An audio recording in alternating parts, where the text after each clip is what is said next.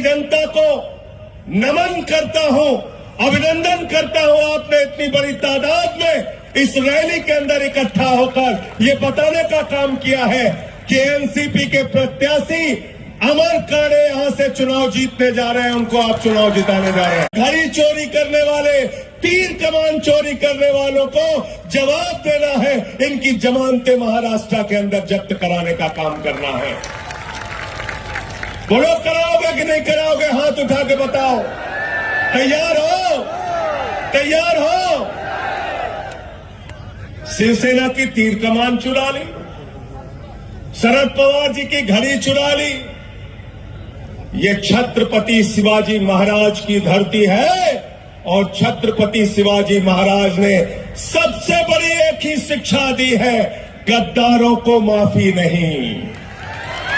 गद्दारों को, गद्दारों को, गद्दारों को, जिन्होंने महाराष्ट्र की जनता के साथ गद्दारी की, जिन्होंने हमारे इन दो नेताओं के साथ गद्दारी की, जिन्होंने पार्टियों को तोड़ने का काम किया, उनकी जमानतें जब्त करा के भेजना। आप सब छत्रपति शिवाजी महाराज के अनुयायी हैं, ये बताना और मोदी जी को कहना अब आपकी विदाई का समय आ। मोदी जी की क्या गारंटी है, मैं बताना चाहता हूं आपको। मोदी जी की एक ही गारंटी है, एक ही गारंटी। नरेंद्र मोदी की गारंटी है झूठ बोलने की गारंटी, झूठ बोलने की गारंटी। गलत तो नहीं कह रहा हूं, गलत तो नहीं कह रहा हूं।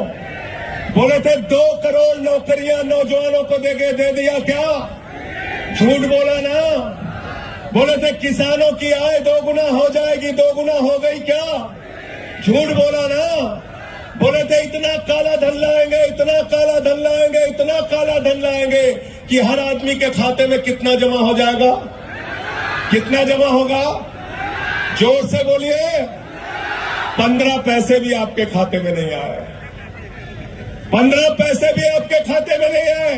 हमारी बहनें, हमारी माताएं जो यहाँ पे बैठी हैं, इन्होंने अपने पति से छिपाकर घर के संदूक में 1500 की नोट जो रखी थी, ये सोच के रखा था कि जब घर में कोई बीमार होगा ये पैसा काम आएगा, जमीन का टुकड़ा खरीदना होगा ये पैसा काम आएगा, बेटी की शादी होगी ये पैसा काम आएगा। नरेंद्र मोदी जी ने कहा माताओं और बहनों, नोटबंदी है, लाइन में लग के पैसा जमा कर दो। वो भी आपका लूट लिया, वो भी पैसा आपको लूट लिया।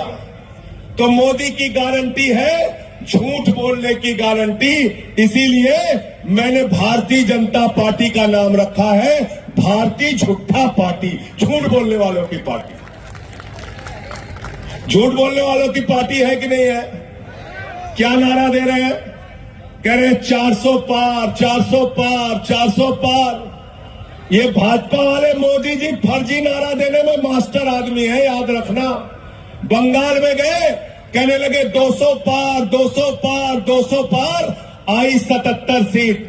दिल्ली में गए, बोले 45 पार, 45 पार, 45 पार, आई 8 सीट। हरियाणा में गए, बोले 75 पार, 75 पार, 75 पार, आई 40 सीट। महाराष्ट्र में आए, बोले 150 पार, 150 पार, 150 पार, आई 105 सीट। मिजोरम में गए, बोले 21 पार, 21 पार, 21 पार, आई 1 सीट। अब कह रहे 400 पार, 400 पार, 400 पार। महाराष्ट्र वाले कह रहे तड़ी पार, तड़ी पार, तड़ी पार। तड़ी पार करना है कि नहीं करना है इनको?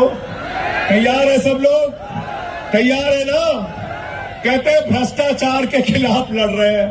मैंने कहा मोदी जी और भारतीय जनता पार्टी के नेता जब भ्रष्टाचार के खिलाफ बोलते हैं तो लगता है डाकू गब्बर सिंह और ओसामा बिन लादेन अहिंसा पे उपदेश दे रहे हैं, अहिंसा पे उपदेश दे रहे हैं। जितने भ्रष्टाचारी थे देश भर में, सबको भारतीय जनता पार्टी में शामिल कर लिया।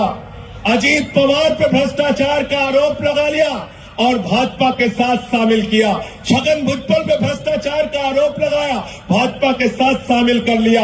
हसन मुश्रीफ पे भ्रष्टाचार का आरोप लगाया, भाजपा के साथ शामिल कर लिया। नारायण राणे पे भ्रष्टाचार का आरोप लगाया, भाजपा के साथ शामिल कर लिया। अशोक चौहान पे भ्रष्टाचार का आरोप लगाया, भाजपा के साथ शामिल कर लिया। जनार्दन रेड्डी पे भ्रष्टाचार का आरोप लगाया, भाजपा के साथ शामिल कर लिया। मुकुल राय, शुभेंदु अधिकारी, हेमंत विश्व शर्मा, सब पे भ्रष्टाचार का आरोप लगाया, सबको भ्रष्टाचार का आरोप लगाकर भाजपा में शामिल कर लिया। भाजपा का नारा है, मोदी जी का नारा है, जो जितना बड़ा भ्रष्टाचारी वो उतना बड़ा पदाधिकारी।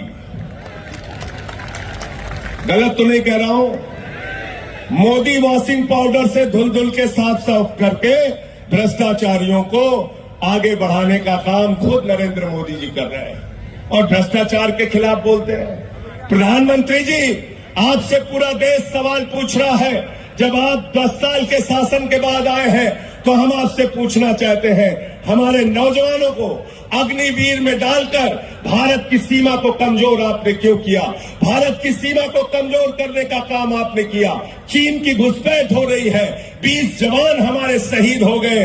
आज आपसे हम सवाल पूछना चाहते हैं, महंगाई को आपने आसमान पे पहुंचा दिया। 2014 में आपने, मोदी जी, हमसे कहा था जब घर से निकलना तो घर का सिलेंडर देख के निकलना। मैं महाराष्ट्र के लोगों आपसे कहने के लिए आया हूं, वर्धा के लोगों आपसे कहने के लिए आया हूं, गांधी की धरती पे आपसे कहने के लिए आया हूं, जब वोट देने के लिए जाना तो घर का सिलेंडर जरूर देख के निकलना। निकलोगे कि नहीं सिलेंडर देख के? उद्धव साहब ने मुझे कहा कि वर्धा वालों को बता देना, मोटरसाइकिल भी देख के निकलेंगे। 120 रुपए लीटर पेट्रोल भरवाया आपने, 120 रुपए लीटर। ट्यूबवेल भी देख के निकलना है, 100 रुपए का डीजल उसमें भरवाया। सरसों का तेल 250 रुपए लीटर आपको मिला। महंगाई आसमान पे आपने पहुंचा दी। बेरोजगारी 45 सालों में सबसे ज्यादा पहुंचा दी।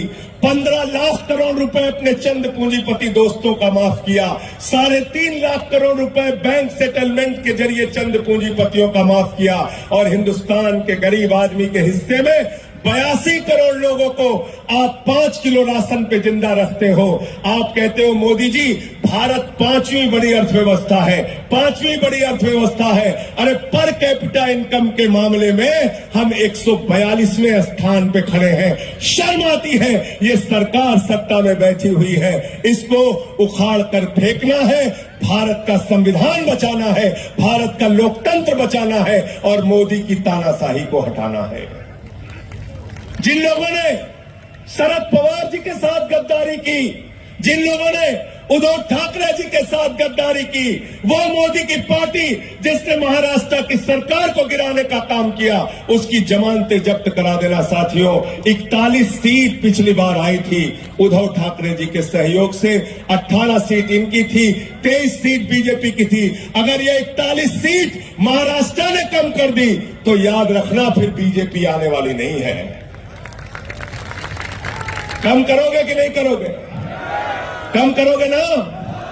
41 सीट कम करोगे ना भाजपा की? भाजपा की 41 सीट, और जिसमें 18 इनकी थी, अब की जितनी मिली है पूरी की पूरी आप शिवसेना को देना, उद्धव साहब को देना। और जो इनके साथ पिछले बार में 18 सीट इनकी जुड़ी थी, अब वो इंडिया गठबंधन के साथ वो सीटें जुड़ेंगी, सरकार बनेगी। महाराष्ट्र की जय दिल्ली में भी होगी, याद रखना। ये नेता जब पहुंचेंगे तो महाराष्ट्र की जय होगी, महाराष्ट्र की जय होगी। छत्रपति शिवाजी महाराज के सिद्धांतों पर हम आगे बढ़ेंगे और देश के संविधान को बहुत बड़ा खतरा है। अंत में एक बात कह के अपनी बात को खत्म करूंगा। जिस तरह से आज नेताओं को गिरफ्तार किया जा रहा है, जेल में डाला जा रहा है, जिस तरह से लोकतंत्र की हत्या की जा रही है, विधायकों को तोड़ा जा रहा है, ईडी का डर दिखाया जा रहा है, सीबीआई का डर दिखाया जा रहा है। बैठे अनिल देशमुख जी 14 महीने तक जेल में रहे, संजय रावत जी जेल में रहे, मुझे जेल में रखा। मैं कहना चाहता हूं मोदी जी, 6 महीने नहीं 6 साल जेल में रखोगे, हमारे मनोबल को और हौसले को तोड़ नहीं पाओगे। तुम्हारी लाठियों से और मुकदमों से हम डरते नहीं। देश के संविधान को खतरा है। आज देश का संविधान खत्म करने की कोशिश भाजपा के लोग कर रहे हैं। इनका अयोध्या का कैंडिडेट लल्लू सिंह जो सांसद है, वो कहता है 400 सीट दे दो, संविधान बदलना है। ज्योति मिर्धा इनकी प्रत्याशी कहती है 400 सीट दे दो, संविधान बदलना है। अनंत हेगड़े इनका पूर्व केंद्रीय मंत्री कहता है 400 सीट दे दो, संविधान बदलना है। मेरठ से अरुण गोविल प्रत्याशी है बीजेपी के, कहते हैं 400 सीट दे दो, संविधान बदलना है। मैं कहना चाहता हूं, जब तक हम लोग जिंदा हैं, बाबा साहब डॉक्टर भीमराव अंबेडकर के संविधान को बदलने नहीं देंगे।